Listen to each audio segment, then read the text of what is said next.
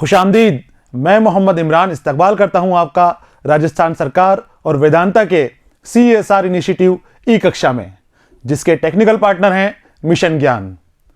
आज की इस क्लास में हम मुताला करेंगे हमारी दरसी किताब नवाए उर्दू के सबक अपनी मदद आपका, जिसके मुसन्निफ हैं सर सैयद अहमद ख़ान।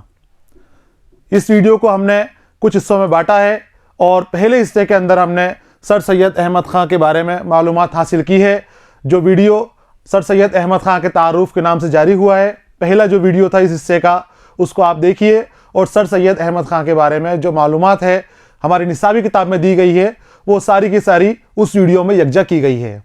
दूसरे हिस्से के अंदर हम मुताला करेंगे सबक के पहले हिस्से का मजमून अपनी मदद आपके पहले हिस्से का, जिसका नाम है कौमी तरक्की।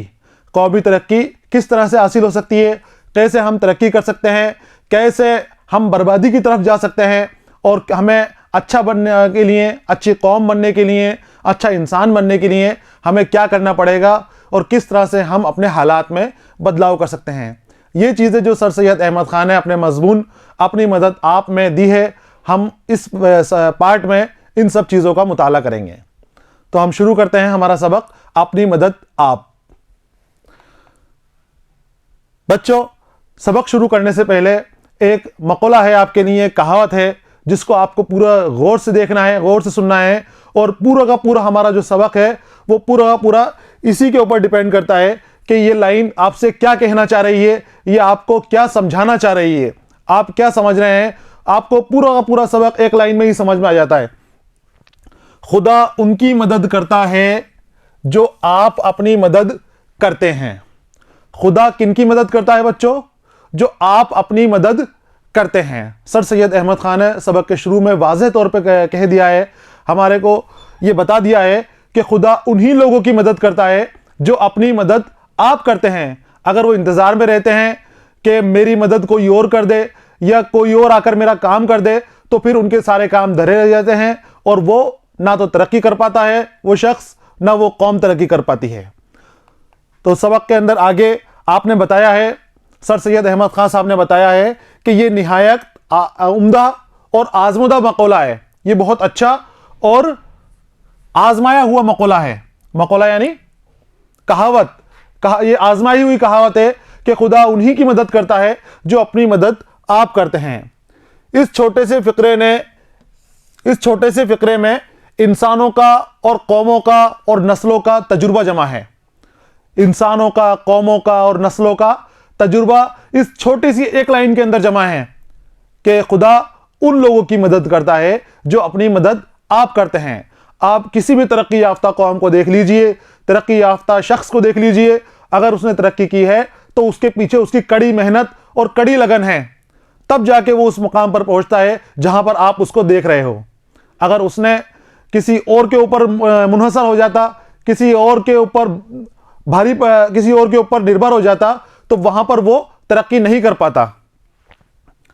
तो एक शख्स में, क्या कह रहे हैं सर सैयद अहमद साहब, एक शख्स में अपनी मदद आप करने का जोश उसकी सच्ची तरक्की की बुनियाद है। एक शख्स में अपनी मदद आप करने का जोश, जो उसमें जोश है कि मैं खुद अपना काम करूंगा, मैं खुद अपने आप को आगे बढ़ाने की कोशिश करूंगा, वही सच्ची तरक्की की बुनियाद है। एक शख्स में सच्ची तरक्की की बुनियाद क्या है? अपनी मदद आप करने का जोश। एक शख्स में अपनी मदद आप करने का जोश ही उसकी सच्ची तरक्की की बुनियाद है। और जबकि यह जोश बहुत से शख्सों में पाया जाए, एक शख्स में अपनी तरक्की करने का जोश है, लेकिन अगर यही जोश जो है बहुत से शख्सों में पाया जाए, बहुत से शख्सों में अगर ये जोश पाया जाता है, तो वो कौमी तरक्की, कौमी ताकत और कौमी मजबूती की जड़ है। बच्चों, कौमी तरक्की जो है वो कौमी तरक्की कब होगी? जब कौम का हर शख्स तरक्की करेगा। और हर शख्स तरक्की कब करेगा? कि जब उसके मन में ये ख्याल हो कि मुझे अपने लिए तरक्की करना है। जब एक आदमी के अंदर जोश है और बहुत सारे आदमियों में, पूरी की पूरी कौम में ऐसा जोश है, तो वो जोश जो एक आदमी का जोश है, अलग अलग शख्सों का जो जोश है, वो जोश पूरी कौम की तरक्की की बुनियाद बन जाता है। पूरी कौम तरक्की करने लग जाती है उस जोश के बदौलत। तो वो जोश जो कई शख्सों में पाया जाता है वो कौमी तरक्की, कौमी ताकत और कौमी मजबूती की जड़ है। जैसा कि किसी शख्स के लिए या किसी गिरोह के लिए कोई दूसरा कुछ करता है, जैसा कि किसी शख्स, क्या कहना चाह रहे हैं यहां पर सर सैयद अहमद खां, कि किसी के लिए कोई दूसरा काम करे। एक तो खुद अपने आप से हम काम करें, अपनी मदद आप करने के बारे में सोचें, और एक दूसरे के बारे में सोचें कि हमारा काम वो आदमी कर जाएगा या हमारी मदद हमें तरक्की के रास्ते पर दूसरा शख्स डाल देगा। तो वो ये कह रहे हैं कि वो कौमी बर्बादी की जड़ है, उससे हम बर्बाद हो जाएंगे अगर हम दूसरे के ऊपर मुनहसिर हो जाएंगे, दूसरे के ऊपर काम करवाने के लिए दूसरे का इंतजार देखेंगे कि वो शख्स आए और हमारा काम करे या वो सरकार आए और हमारा काम करे। तो कह रहे हैं यहां पर कि किसी शख्स के लिए या किसी गिरोह के लिए, पूरी कौम की बात हो रही है यहां पर, कोई दूसरा कुछ करता है तो उस शख्स में या उस गिरोह में वो जोश अपने आप मदद करने का कम हो जाता है।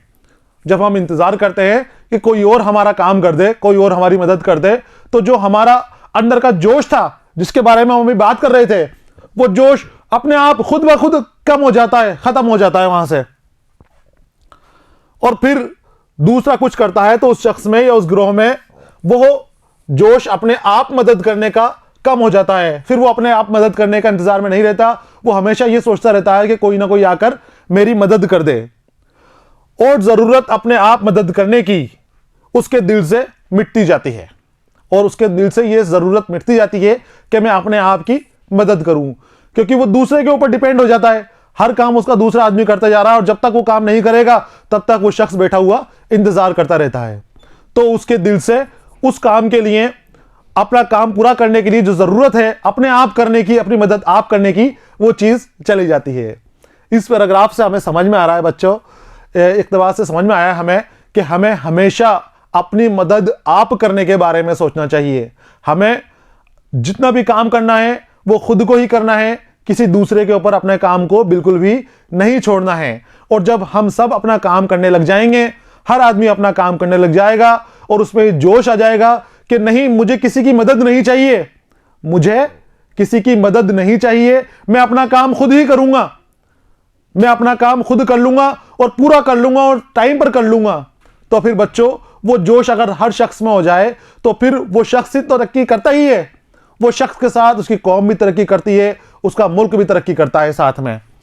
मुश्किल जो लफ्ज हैं, रफ्ता रफ्ता, आहिस्ता आहिस्ता, आजमुदा और फिक्रा, जिसके बारे में मैंने आपको बताया है, आजमुदा आजमाया हुआ और फिक्रा कही हुई बात। अगला जो हिस्सा है इसका सबक का, अगला जो इक़्तिबास है, यहां पर यह बता रहे हैं कि दिलों से अपनी मदद करने का जज्बा खत्म हो गया तो फिर क्या होता है, और इसी के साथ गैरत, जो असली चमक दमक इंसान की होती है। आपकी बात जो है, सर सैयद अहमद खां की बात कहने का तरीका बहुत दिलचस्प होता है। हमने शुरू में बात की थी कि आप आसान उर्दू के अंदर बात करते हैं और आम फहम उर्दू में बात करते हैं, बिल्कुल जैसे आमने सामने बैठकर बात कर रहे हैं। तो ये कहते हैं कि जब हम इंतजार में रहते हैं कि हमारी मदद कोई और कर दे, तो हमारी जो खुद की मदद करने का जोश है वो कम हो जाता है, वो खत्म हो जाता है, और जो हमारी खुद के काम करने की, खुद को मदद करने की जो जरूरत है दिल से भी हमारे चली जाती है। तो उसके बाद क्या होता है कि जो हमारी चमक दमक रहती है, हमारी चमक दमक क्या है, हमारी गैरत, हमारा वकार, वो हमारी चमक दमक है, हमारी इज्जत हमारी चमक दमक है। लेकिन जब हम दूसरे के काम के ऊपर इंतजार करते रहते हैं, दूसरे से अपना काम कराते हैं, तो दूसरा फिर वैसा वकार हमारा दूसरों की नजरों में रहेगा, वो इज्जत हमारी रहेगी नहीं रहेगी। फिर हमारा वकार, हमारी इज्जत, हमारी चमक दमक, हमारी गैरत, वो सब कम हो जाएगी। तो ये कह रहे हैं कि जो असली चमक दमक इंसान की होती है, गैरत, आज खुद जाती रहती है, खुद ब खुद चली जाती है। अब उसको शर्म आना बंद हो जाती है कि मैं किसी को अपना काम क्यों बताऊं, मैं किसी से काम क्यों करवाऊं। तो उसकी आंखों की गैरत जो है, गैरत उसकी कम हो जाती है। और जबकि एक कौम का यह हाल है, तो वो सारी कौम दूसरी कौमों की आंख में जलील और बेगैरत और बेइज्जत हो जाती है। हमने देखो, सर सैयद अहमद खां बार बार आपको कह रहे हैं कि शख्सी इज्जत कौम की इज्जत है, और शख्सी बेगैरती, शख्सी बेइज्जती पूरी कौम की बेइज्जती है। क्योंकि कौम का जो बन रही है, हमारी कौम बन रही है, वो अशखास से बन रही है।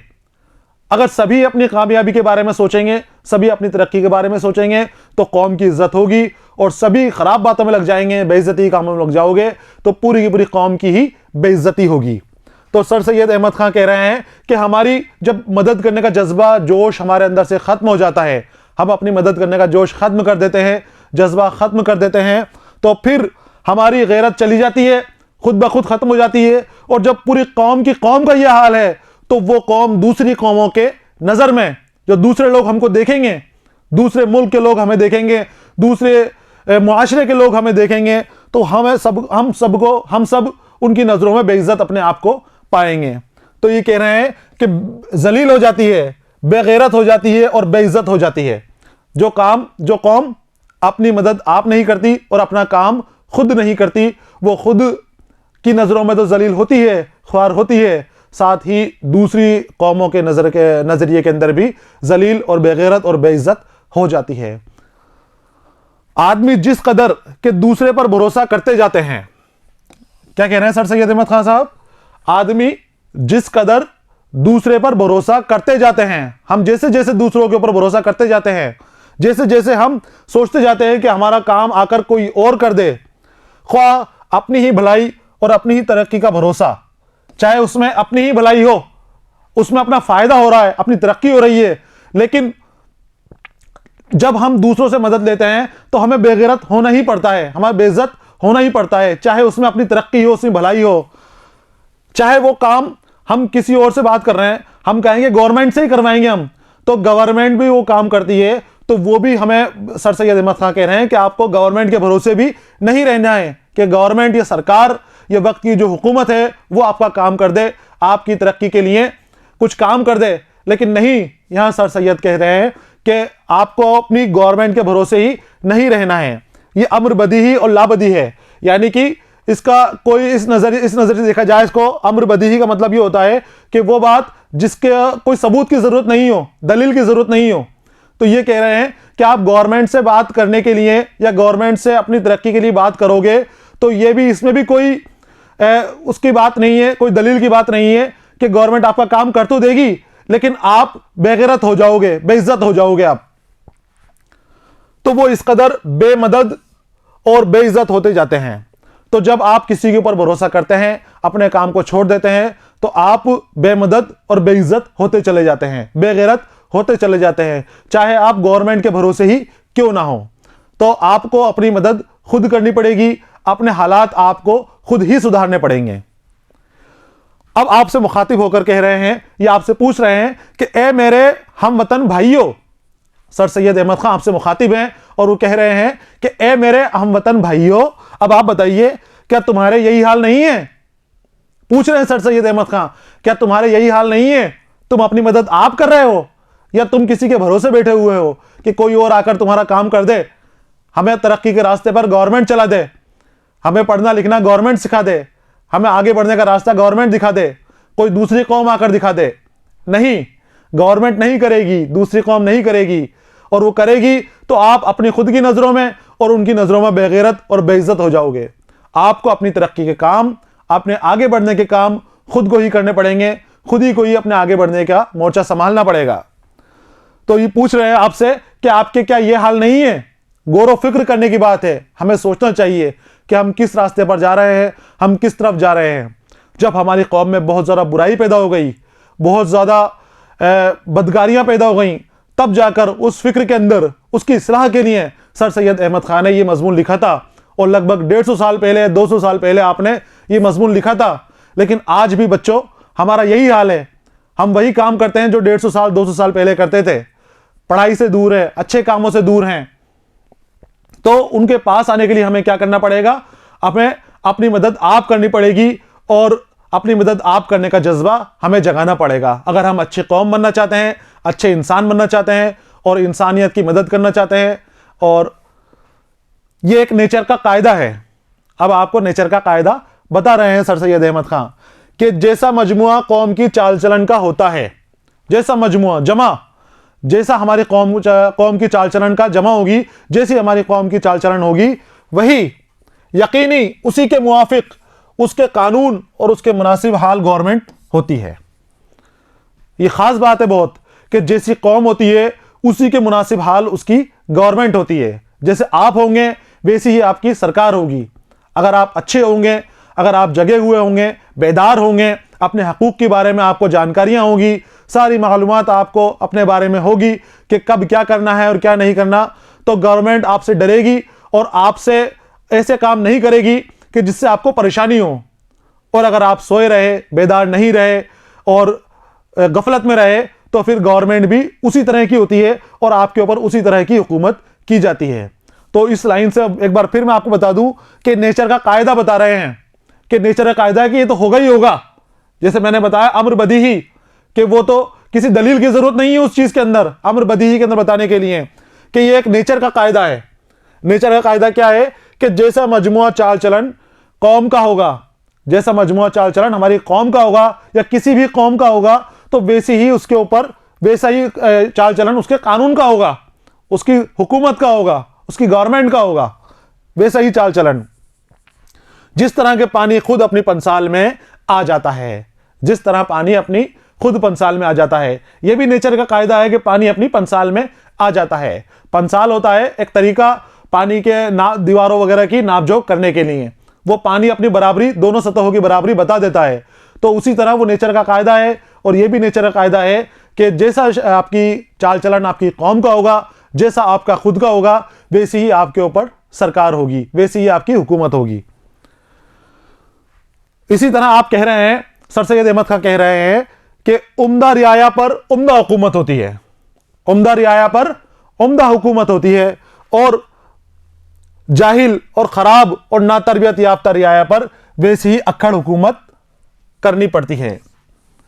सर सैयद अहमद खां कह रहे हैं कि अगर आप उम्दा हो, उम्दा कौम हो, उम्दा रियाया हो, तो आपके ऊपर हुकूमत भी उम्दा होगी, अच्छे लोग ही आपके ऊपर हुकूमत करेंगे। लेकिन अगर आप खराब होंगे, जलील होंगे, जाहिल होंगे, तो फिर जाहिल हुकूमत ही आपके ऊपर होगी।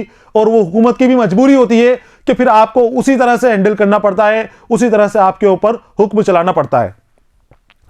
तो अच्छी हुकूमत के लिए हमें शिकायत नहीं करनी कि हुकूमत खराब है या हमारे ऊपर शासन अच्छा नहीं हो रहा, उसके लिए आपको खुद को अच्छा होना पड़ेगा, खुद को भला होना पड़ेगा, खुद अपनी भलाई के लिए आगे उठना पड़ेगा, जागना पड़ेगा। आगे हम बात करते हैं, अगले इक्तिबास की तरफ चलते हैं हमारे। इसके अंदर आप कह रहे हैं, जब आपने हुकूमत की बात करी इससे पहले इक्तिबास में, तो तमाम तजुर्बों से साबित हुआ कि किसी मुल्क की खूबी और उम्दगी और कद्र व मंजिलत बनिस्बत वहां की गवर्नमेंट के उम्दा होने के ज्यादातर उस मुल्क की रियाया की चाल चलन, अखलाकी आदात, तहजीब, शाइस्तगी पर मुनहसर है। यह आपने फिर से पिछले पैराग्राफ में आपने नेचर का कायदा बताया था कि उम्दा हुकूमत, उम्दा रियाया पर उम्दा गवर्नमेंट हुकूमत करती है, उम्दा हाकिम होते हैं। और फिर तजुर्बों से आप साबित कर रहे हैं, अपनी बात को बार बार दलाइल से साबित करते जा रहे हैं, ये बताते जा रहे हैं कि जैसे आप होंगे वैसे ही आपकी कौम होगी और वैसे ही आपकी गवर्नमेंट होगी। तो आप बता रहे हैं कि जो विदेशी मुल्क हैं या अच्छी कौमें हैं, तो उन कौमों के अंदर जो सरकारें हैं, उन सरकारों को नहीं माना जाएगा। कैसी भी वो सरकार, अच्छी हो कि खराब हो, किसी मुल्क की बेहतरी और बहबूदी उस जो मुल्क की कौम से मानी जाएगी कि कौम कैसी है। अगर कौम अच्छी है तो मुल्क अच्छा है, और वहां के रहने वाले कौम खराब है तो फिर वो मुल्क अच्छा नहीं है। बाहरी दिखावे से, बाहरी बनावट से बात नहीं है यहां पर। तो कहते हैं कि गवर्नमेंट के उम्दा होने से ज्यादातर, गवर्नमेंट उम्दा है, लोग तारीफ कर रहे हैं कि सरकार अच्छे अच्छे काम कर रही है, लेकिन सरकार काम कर रही है तो काम जमीन पर तो आने चाहिए। जमीन पर कब आएंगे? जब कौम अच्छी होगी तब दिखेंगे। सरकार अच्छी है उससे उस मुल्क के होने के अच्छे न होने का मतलब नहीं है। जब तक हम अच्छे नहीं होंगे तब तक सरकार के कामकाज भी अच्छे नहीं होंगे और हमारे फायदेमंद नहीं होंगे। तो आप कह रहे हैं कि गवर्नमेंट के उम्दा होने से ज्यादातर इस मुल्क की रियाया के चाल चलन, इखलाक व आदाब, तहजीब व शाइस्तगी पर मुनहसर है। उस मुल्क की तरक्की, उस कौम की तरक्की, कि वहां की रियाया कैसी है, उसका चाल चलन कैसा है, उसके अखलाक कैसे हैं, उससे उसके ऊपर पूरी तरह मुनहसर है। मुनहसर यानी मौकिफ, घिरा हुआ, क्योंकि कौम शख्सी हालातों का मजमुआ है। फिर एक कौम के बारे में बात बताइए आपने, कौम क्या है? कौम शख्सी हालातों का मजमुआ है। शख्सी हालात वही, अगर अच्छे हालात हैं, आपके हालात अच्छे हैं, आप अच्छे लोग हैं, आप बेदार हैं, तो फिर आपकी कौम की हालात भी अच्छी होगी। और अगर ख़राब हैं, सोए हुए हैं, बदकारियों के अंदर हैं, जलालत के काम करते हैं, जलील हैं, ख्वार हैं, तो वही कौम का हाल होगा, उतनी ही ख़राब आपकी कौम हो जाएगी। फिर कहते हैं, आप सर सैयद अहमद खां कह रहे हैं, और एक कौम की तहजीब दर हकीकत उन मर्दों औरतों बच्चों की शख्सी तरक्की है जिनसे वो कौम बनी है। अगर आपको कोई अच्छी कौम दिखती है, कहीं आपको तालीम याफ्ता तहजीब शुदा कौम दिखती है, तो वो कौम कैसे बनी तहजीब शुदा? दरअसल वो हकीकत में उस कौम के शख्स, औरत, बच्चों, उनकी तालीम और तरबियत दिखाती है हमें। वो दिखाती है कि उन्होंने तरक्की की है और उन लोगों ने अपनी कौम को आगे बढ़ाने के लिए बहुत मेहनत की है। तो जो कौम आपको दिख रही है, तो आपने फिर बताया कि कौम शख्सी हालतों का मजमुआ है, जैसे शख्स होंगे वैसी ही कौम होगी। तो एक कौम की तहजीब दर हकीकत असल में क्या है? दर हकीकत असल में उन मर्दों औरतों बच्चों की शख्सी तरक्की है जिनसे कौम बनी है। अगले हिस्से की तरफ हम आते हैं कि कौमी तरक्की क्या है। तो कौमी तरक्की है शख्सी इज्जत, शख्सी ईमानदारी। अब कौमी तरक्की के बारे में बात कर रहे हैं, कौमी तरक्की क्या है? तो अभी आपने बताया कि कौम जो है शख्सी हालातों का मजमुआ है, जैसे शख्स होंगे वैसी ही कौम होगी। तो अब कौम की तरक्की कैसे होगी? तो कौम की तरक्की जब होगी कि जिनसे कौम बनी है। और कौम किनसे बनी है? अशखास से। कौमी तरक्की मजमुआ है शख्सी इज्जत, शख्सी ईमानदारी, शख्सी हमदर्दी का। अगर आपके अंदर शख्सी हमदर्दी है, शख्सी ईमानदारी है और शख्सी इज्जत है तो आप अपने काम करोगे, खुद अपने आप काम करोगे, अपनी मदद आप करोगे। तो जब आपके अंदर ये चीज़ें पाई जाएंगी तो फिर आप तरक्की करने लग जाओगे, तरक्की की राह पर गामजन हो जाओगे। और जब आप तरक्की करोगे तो और शख्स भी ऐसे ही तरक्की करेंगे, दूसरे भी ये सोचेंगे, और सभी के सभी शख्स, सारे लोग ये सोचने लग जाएं कि हमें ईमानदार बनना है, इज्जतदार बनना है, और हमें अपने लोगों से, दूसरे लोगों से हमदर्दी का सलूक करना है। तो फिर वो पूरी की पूरी कौम ही तरक्की करने लग जाती है, वो फिर कौमी तरक्की कहलाती है। अब कौमी तरक्की और कौमी तनज़्ज़ुल बर्बादी, कौम का जवाल। फिर कौम बर्बाद कैसे होती है? जब हम हमदर्दी की, ईमानदारी की, इज्जत की बातें करते हैं। तो सर सैयद अहमद खान ने हमें बताया है कि कौन सी कौम बर्बाद हो जाती है और वो कौम कैसे बर्बाद होती है। तो कौमी तरक्की, कौमी तनज़्ज़ुल मजमुआ है, तनज़्ज़ुल यानी जवाल, कमी। अब कौमी जवाल किसका मजमुआ है? कौमी जवाल मजमुआ है शख्सी सुस्ती, शख्सी बेइज्जती, शख्सी बेईमानी, शख्सी खुदगर्जी और शख्सी बुराइयों का। देखो कितनी बड़ी बात कही सर सैयद अहमद खान ने कि आप कौम की तरक्की में भागीदार बन सकते हो, लेकिन आप कौम की बर्बादी का भी आप ही हिस्सा हो। अगर आपकी कौम बर्बाद हो रही है तो उसकी वजह भी आप ही हो। अगर आप में सुस्ती है, काहिली है, बेइज्जती है, बेईमानदारी है आपके अंदर, तो कौम की बर्बादी के जिम्मेदार भी आप लोग ही हो। कौन लोग? जो बेइज्जत हैं, सुस्त हैं, काम नहीं करते वक्त के ऊपर, आज का काम कल के ऊपर छोड़ देते हैं काम को, बेइज्जत हो, ऐसे काम करते हैं जिससे इज्जत जाए, इज्जत खराब हो, वक्त पे काम नहीं करना, बुरे काम करना, बुरे अमाल करना, तो फिर वो बेइज्जती के काम हैं सारे के सारे। शख्सी बेईमानी करते हो, खुदगर्जी, सिर्फ अपने बारे में ही सोचते हो, दूसरे लोगों के जो आपके साथ चल रहे हैं उनके बारे में नहीं सोचते। और बुराइयां जो आपके अंदर हैं, तो आप सिर्फ आपकी ही बुराइयां नहीं है, ये बुराइयां आपसे आपके भाइयों के अंदर जाएंगी, आपके बच्चों के अंदर जाएगी, आपके साथियों के अंदर जाएगी। क्योंकि जैसा आप जाओगे अपने आसपास वही लोगों को सिखाओगे। अगर आप बुरे इंसान हो तो बुराइयां फैलाओगे, फिर आप अच्छाइयां नहीं फैलाओगे। और जब आप बुराइयां फैलाओगे, आप बुरे काम लोगों के बारे में बताओगे, तो जो आपसे सोहबत लेगा, जो आपके साथ होगा, वो भी बुरे काम करेगा, वो भी बुराइयों की तरफ जाएगा, बुरा इंसान हो जाएगा। तो ऐसे बुरे होते होते पूरी कौम को बुरा कर रहे हो आप लोग, अगर सही काम नहीं करते हो। और अगर आप ईमानदार हो जाओ, अच्छे काम करने लग जाओ, तो आप ही कौम की बहबूदी के लिए लग जाओगे। फिर आप जहां भी जाओगे लोगों को अच्छे काम की सलाह दोगे, लोगों को अच्छाई की तरफ माइल करोगे, उन्हें समझाओगे, बुरी आदत के बारे में उनको बताओगे कि नहीं, ये आदत ऐसी खराब है, इसको छोड़ना है और अच्छे कामों की तरफ जाना है। तो सर सैयद अहमद खान कह रहे हैं कि कौमी तरक्की और कौमी तनज़्ज़ुल दोनों आपके ऊपर निर्भर हैं, दोनों आपके ऊपर मुनहसिर हैं। आप जो कर सकते हो वो आप ही करोगे। अगर आप अच्छे इंसान बन गए तो आप कौम को तरक्की की राह पर ले जा सकते हो, और अगर आप बुरे इंसान बन गए, आपके अंदर बुराइयां पैदा हो गई, तो फिर कौम की तनज़्ज़ुल के जिम्मेदार भी आप ही होंगे। तो ये कह रहे हैं कि कौमी तनज़्ज़ुल मजमुआ है शख्सी सुस्ती, शख्सी बेइज्जती, शख्सी बेईमानी, शख्सी खुदगर्जी और शख्सी बुराइयों का। ना तहजीबी और बदचलनी, इसके बारे में हमने बात की थी। ना तहजीबी और बदचलनी जो इखलाकी और तमद्दुनी या बाहमी मुआशरत की बदियों में शुमार होती है।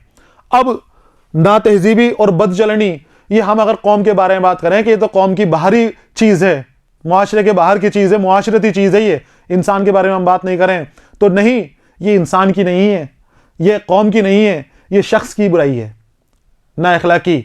हमने बात करी इसके ऊपर कि अगर आपके अखलाक ख़राब हैं तो आपकी वजह से और 10 लोगों के अखलाक ख़राब हो जाएंगे, जो आपसे असर रखते हैं, आपकी बातों का, आपकी बात मानते हैं, वो भी आपकी तरह ही चीज़ें करने लग जाएंगे, आपके जैसे बनने की कोशिश करेंगे। और अगर आप अच्छे हो तो आप ही कौम को भलाई के ऊपर ले जा सकते हो। वो लोग जो आपका असर रखते हैं, आपकी बात मानते हैं, वो आपको देख के अच्छे बनने की कोशिश करेंगे, तरक्की की राह पर जाएंगे। तो आपने कहा कि ना तहजीबी और बदचलनी, जिसको हम बाहरी तमद्दनी या बाहमी मुआशरत की बदियों में शुमार होती हैं, मुआशरे की बुराई मानते हैं, दर हकीकत वो खुद इसी शख्स की आवारा जिंदगी का नतीजा है। हकीकत में वो क्या है जिसको हम कह रहे हैं कि तो पूरा मुआशरा खराब है, वो मुआशरे की बुराई नहीं है। मुआशरा किससे बना? मुआशरा आपसे बना। वो बाहरी बुराई नहीं है, वो उस शख्स की बुराई है जो उस मुआशरे में रह रहा है, जिसकी वजह से मुआशरा बदनाम हुआ है। ये उसी शख्स की आवारा जिंदगी का नतीजा है जो बदचलनी उसने की है या बदअखलाकी उसने की है। अगर हम चाहें कि बैरूनी कोशिश से उन बुराइयों को जड़ से हटा दें, सर सैयद अहमद खान आपको बता रहे हैं कि अगर हम चाहें कि बाहरी कोशिशों से, हम कह रहे हैं कि तो मुआशरे की बाहर की बुराइयां हैं, हम इनको बाहर के बाहर ही खत्म कर देंगे, इसका कौम से लेना देना नहीं है, इसका हमारे लोगों से, मुल्क के लोगों से लेना देना नहीं है, कौम के लोगों से लेना देना नहीं है, तो फिर आप उसको बाहर की हटा तो दोगे, लेकिन कुछ वक्त के लिए। वो बुराई सिर्फ कुछ वक्त के लिए खत्म होगी, क्योंकि वो जब पूरी कौम में राइज है तो फिर पूरी की पूरी कौम ही बदअमालियों में, बुरे कामों में, बदियों में लगी होगी। तो जरूरत यह होती है कि उस बुराई को जड़ से खत्म किया जाए। और अगर आपने उसको बाहरी तौर पर हटा दिया तो बाद में वो फिर लौट कर आएगी, और बड़े तौर पर लौट कर आएगी, और बड़ी मजबूती से लौट के आएगी। वो बुराई दोबारा फिर आपके सामने आएगी अगर आपने उस बुराई को जड़ से खत्म नहीं किया। तो ये कह रहे हैं कि अगर आप चाहें कि बैरूनी कोशिश से, बाहरी कोशिशों से उन बुराइयों को जड़ से उखाड़ डालें और नेस्त नाबूद कर दें, तो ये बुराइयां किसी और नई सूरत में दोबारा लौट कर आएंगी। जैसे मैंने आपको बताया कि अगर आपने बुराइयों को खत्म कर दिया, ऊपरी तौर पर खत्म कर दिया, जड़ से खत्म नहीं करा, उनको, जो बुरे शख्स हैं उनके हाल में बदलाव नहीं किया, उनको समझाया नहीं, उनको बुराइयों से दूर नहीं किया, ऊपर ऊपर से बता दिया कि नहीं हमने हमारे मुआशरे से इस बुराई को हटा दिया, तो वो बुराई वहां रुकेगी नहीं, वो और खराब सूरत में और बड़ी होकर आपके सामने आएगी। तो ये कह रहे हैं और नई सूरत में और उससे भी ज्यादा जोर शोर से पैदा हो जाएगी, जब तक शख्सी जिंदगी और शख्सी चाल चलन की हालतों को तरक्की न दी जाए। जब तक हम शख्स के बारे में बात नहीं करें, उस शख्स को जिसकी वजह से बुराइयां फैल रही हैं, उस इंसान को या दूसरे इंसानों को सही नहीं करें, तब तक वो बुराई खत्म नहीं होगी। वो बुराई नई नई सूरतें लेकर नए नए तरीके से सामने आती जाएगी, और जो पिछले बार आई थी उससे ज्यादा जोर शोर से आएगी, उससे ज्यादा बढ़ चढ़ कर आपको आएगी, ज्यादा परेशान करेगी। तो बच्चों, यह था हमारा सबक, अपनी मदद आपका पहला हिस्सा, जिसके अंदर हमने कौमी तरक्की और कौमी तनज़्ज़ुल के बारे में पढ़ा, और शख्सी तरक्की कैसे होती है, शख्सी तनज़्ज़ुल कैसे होता है, दोनों एक दूसरे पर कैसे निर्भर हैं, कैसे एक दूसरे के ऊपर डिपेंड करते हैं, वो चीज़ें हमने सबक के इस हिस्से के अंदर सीखी। इस हिस्से से हमें सबक मिलती है, इससे सबक मिलता है हमें इस सबक के हिस्से से कि हमें हमारे कौम की भलाई के लिए अपनी मदद आप करने का जज्बा पैदा करना पड़ेगा। हमें आगे बढ़ने के लिए खुद कोशिश करनी पड़ेगी। हमें किसी की इंतज़ार नहीं देखना, किसी के बारे में नहीं सोचना कि हमारी मदद करने के लिए फ़ला शख्स आएगा या फ़ला लोग हमारी मदद करने के लिए आएंगे। इसके साथ इसके अंदर मैं आपके लिए इसी हिस्से से एक क्वेश्चन लेकर आया हूँ, सवाल है आपके लिए, जिसका जवाब आपको अपनी नोटबुक के अंदर लिखना है। आपको सबक समझ में आया होगा, अगर कुछ समझ में नहीं आया तो फिर दोबारा रिवाइंड कीजिए, पीछे जाइए वीडियो के और उस चीज़ को देखिए, और फिर दोबारा आगे आकर इस सवाल को हल करने की कोशिश कीजिए। सवाल है आपके लिए, कौमी तनज़्ज़ुल कौन सी बातों का मजमुआ है? कौमी तनज़्ज़ुल कैसे होता है, कोई भी कौम बर्बादी की राह के ऊपर किस तरह से जाती है, उसका जवाब आपको अपनी नोटबुक के अंदर लिखना है। अभी के लिए बस इतना ही। हमारे अगले वीडियो के अंदर इस सबक का हम अगला पार्ट पढ़ेंगे। अगले वीडियो आने तक आप पढ़ते रहिए, खुश रहिए। अलविदा।